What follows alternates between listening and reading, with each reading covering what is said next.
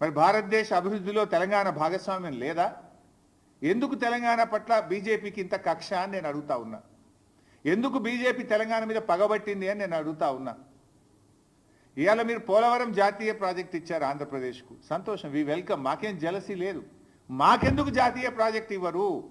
మా పాలమూరు ఎత్తిపోతల పథకానికి ఎందుకు ఇవ్వరు? మా కాళేశ్వరంకి ఎందుకు ఇవ్వరు?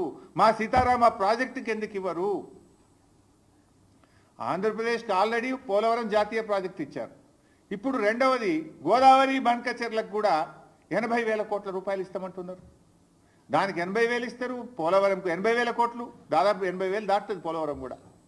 అంటే 1,60,000 కోట్ల రూపాయలు ప్రాజెక్టుల నిర్మాణానికి ఆంధ్రప్రదేశ్కు సమకూరుస్తున్నారు.